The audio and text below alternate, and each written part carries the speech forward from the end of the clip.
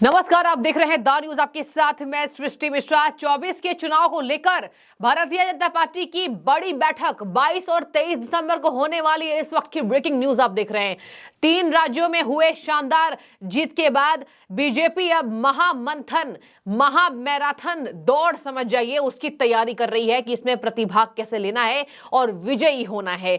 Race में सबसे आगे निकलना है और पीछे सभी पार्टियों को छोड़ना है। इसको लेकर 22 और 23 दिसंबर को बीजेपी के राष्ट्रीय अध्यक्ष जेपी नड्डा के नेतृत्व में यहां बड़ी बैठक होने वाली है। 22 को और 23 को संगठन महामंत्रियों की बैठक होने वाली है। सबसे पहले सुन लीजिए, 22 दिसंबर को यह भी संभव है कि प्रधानमंत्री अपने सभी नेतागणों को संबोधित करते हुए नजर आएंगे और यह बीजेपी की मैराथन बैठक होने वाली है। जो मैराथन दौड़ के लिए कितनी सटीक होगी, इस बैठक में चर्चा होगी।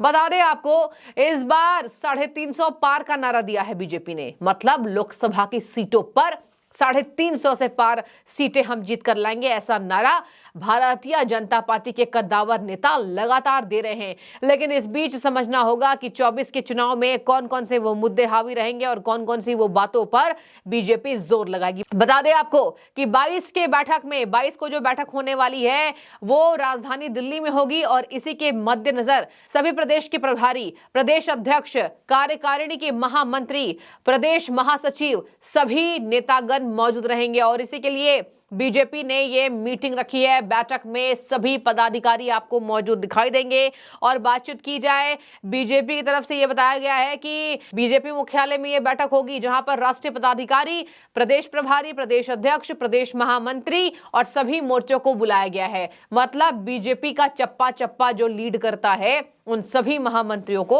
वहां पर बैठक में उपस्थित होना पड़ेगा। हर राज्य के अलग मंत्री, हर राज्य की अलग समुदाय और हर राज्य के जातियों को साधने के लिए कोशिश कर रही है भारतीय जनता पार्टी। इस मीटिंग की अध्यक्षता राष्ट्रीय अध्यक्ष बीजेपी के जेपी नड्डा करते नजर आएंगे। अब मैं आपको बता दूं कि इस मीटिंग को लेकर किसने पत्र जारी किया है।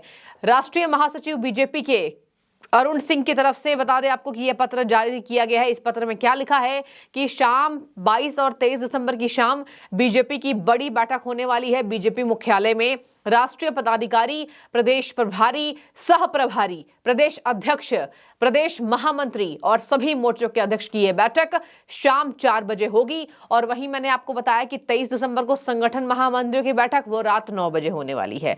तो मतलब प्रदेश महामंत्री संगठन की बैठक रात 9 बजे होने वाली है और ये कॉन्फिडेंस झलक रहा है। बता दें आपको कि 5 राज्यों में जो चुनाव हुए उसमें से 3 में बीजेपी को शानदार जीत मिली और इसी 3 में बीजेपी शानदार जीत के बाद पूरे हाई कॉन्फिडेंस में नजर आ रही है। और ये हाई कॉन्फिडेंस 24 में 350 का नारा पार वाला लगातार बयान दे रहा है। तो बीजेपी के जितने नेता हैं आप उनसे बयान देखिए कैसे वो बयान दे रहे हैं। तो 350 के पार नारा लगा रहे हैं।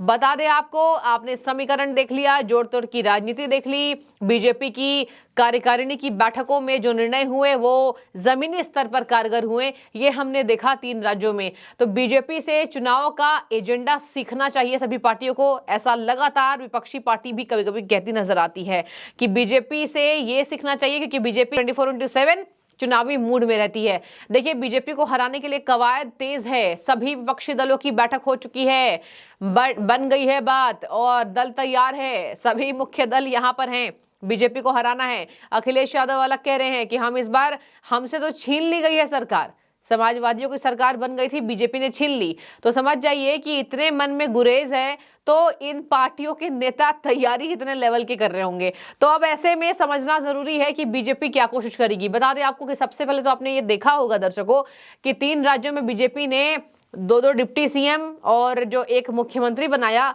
वो जातिगत समीकरणों को साधते हुए बनाया है और ये साधना बीजेपी को कारगर साबित करके देगा। ये मोदी हैं, ये अमित शाह हैं, ये क्या सोचते हैं ये कभी नहीं बताएंगे टीवी पे, ऑन स्क्रीन ये कभी नहीं बताएंगे, लेकिन ये गुप्त कमरों में एक दूसरे से बात करके फिर कार्य करने के लिए मशहूर है। और ये दोनों नेताओं की जोड़ी बड़ी पुरानी है। तो दशकों पुरानी ये जोड़ी आज भारत की सरकार बनी बैठी है। और आपको बता दें सबसे बड़ी बात इस बीच बड़े बड़े राजनेताओं का महातिलक होने वाला है। जैसे सबसे पहले बात करूंगी शिवराज सिंह चौहान जी का, 18 साल के मुख्यमंत्री और कद्दावर नेता मध्य प्रदेश के, और ऐसे नेता जो अभी भी जिनकी विदाई हो गई तो वहां की महिलाएं और वहां की जनता समझने को तैयार नहीं है, एक्सेप्ट करने को तैयार नहीं है। इसके साथ बोलबाला राजस्थान में वसुंधरा राजे सिंधिया का, ये दोनों ऐसे नेता हैं, ये दो ऐसे नेता हैं जिनको लेकर बीजेपी महामंथन कर रही है। और बता दें आपको, जो विपक्षी दल ये बातें फैला रहे हैं कि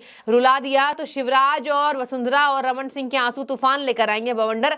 ऐसा कोई बवंडर नहीं है, ये बवंडर केवल होगा बीजेपी को जीत दिलाने के लिए। और इसी के साथ इन नेताओं की फिक्सिंग अलग अलग जगह हो सकती है। बता दें आपको, बहुत बड़ी जिम्मेदारी, सूत्रों के मुताबिक बड़ी खबर इस वक्त की कि वसुंधरा राजे सिंधिया और शिवराज सिंह चौहान का ये बात तय है कि इन दोनों राजनेताओं को बड़ी जिम्मेदारी दे दी जाएगी। रमन सिंह को भी बड़ी जिम्मेदारी मिल सकती है, लेकिन सबसे ज्यादा जो अट्रैक्शन का केंद्र जो दो नेता हैं वो है बीजेपी के कद्दावर नेता शिवराज सिंह चौहान और बीजेपी नेत्री वसुंधरा राजे सिंधिया। इन दोनों के बारे में मैं क्या ही बताऊं।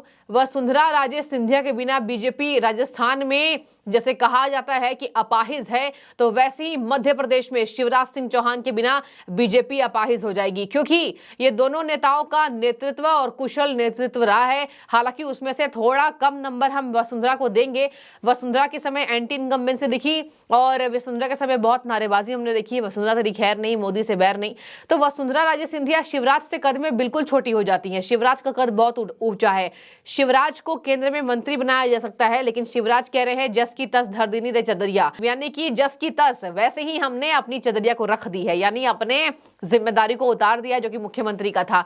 तो मामा को मुख्यमंत्री बनना भी था, लेकिन शिवराज का बयान भी सामने आ गया कि पार्टी के अकॉर्डिंग मैं काम करूंगा और अब मांगने से बेहतर है मर जाऊं। तो देखिए, मांगने से बेहतर है मर जाऊं, उसको विपक्षी पार्टियों ने तुरंत लपक लिया कि नहीं, मतलब जाएंगे केंद्र में। बोल भी दिया है दिल्ली तो मैं नहीं जाऊंगा, सबको दिल्ली की दौड़ लगाने दीजिए, मैं दिल्ली की दौड़ नहीं लगाऊंगा। लेकिन बता दें आपको, बीजेपी में बड़ा पद मिलेगा तो कौन छोड़ेगा, तो ये है यहाँ पर शिवराज और वसुंधरा के बीच की जोड़ तोड़ की राजनीति। और यहाँ पर बता दें आपको, वसुंधरा राजे सिंधिया को भी बड़ी जिम्मेदारी मिल सकती है, क्योंकि देखिए ये 24 है, ये बहुत बड़ा मैच है और ये मैच फाइनल मैच है। तीसरी बार प्रधानमंत्री नरेंद्र मोदी प्रधानमंत्री की कुर्सी पर बैठते नजर आएंगे और वही कुर्सी से देश का 2024 में भारी जनाधार लेकर नेतृत्व करते आएंगे। इस बात को तय हो जाएगा, ये बात तय हो जाएगी। और आपको बता दें कि यहाँ पर बीजेपी की इस मैराथन बैठक में जब राज्यों के सह प्रभारी, प्रदेश अध्यक्ष, कुशल नेतृत्व और बड़े बड़े महामंत्री रहेंगे, तो अलग अलग राज्यों की अलग अलग भूमिका, अलग अलग राज्यों की मनोदिशा, स्थिति, मुद्दों और जनता से जुड़े मुद्दे को बताएंगे। और इसके बाद बीजेपी एक पेपर और पेन लेकर यह तैयार करेगी कि कौन से राज्य को कैसे साधना है। देखिए, यहां पर अखिलेश यादव की थोड़ी बात करूंगी। अखिलेश यादव लगातार कह रहे हैं कि हम पीडीए पर चुनाव लड़ेंगे। पीडीए मतलब पिछड़ा, दलित, और ए से वो कभी औरतों को भी जोड़ते नजर आए। बड़े चैनल आज तक पर बातचीत कर रहे थे, तो ए से अगड़े जाति को भी जोड़ते नजर आए। कह रहे हैं कि अगड़ी जातियों का क्या, तो हम सब पीडीए पर चुनाव करेंगे, पिछड़े दलितों का, और जिस तरीके से किसी ने नहीं सोचा तो हम सोचेंगे। तो ये देखिए, लगातार विपक्षी पार्टियां और केंद्र सरकार के बीच ये लड़ाई तन गई है। तीर कमान तन गया और अब निशाना किसके ऊपर लगेगा, ये तो बहुत इंटरेस्टिंग होने वाला है। तो बहुत बड़ी बैठक 22 और 23 दिसंबर को भारतीय जनता पार्टी की बीजेपी मुख्यालय में होने वाली है। और इसी के साथ एक और बड़ी खबर सामने आ रही थी कि यहां पर बीजेपी इस बात को लेकर मैराथन बैठक में यह तय कर देगी कि 24 की राजनीति को कैसे साधना है और कैसे एक बार फिर से तीसरी बार प्रधानमंत्री नरेंद्र मोदी को प्रधानमंत्री का जीत का यहां पर ताज पहनाना है। तो आपकी जो भी राय हो इस बाबत जरूर कमेंट करें। यह बैठक बहुत अहम, बहुत दिलचस्प और बहुत बड़ी बैठक, 24 के पहले, साल गुजरने के ठीक पहले बीजेपी की बड़ी बैठक, उसके बाद नए साल की भव्य तैयारी। जो भी आपकी राय हो रखें आप। बहुत शुक्रिया आपका।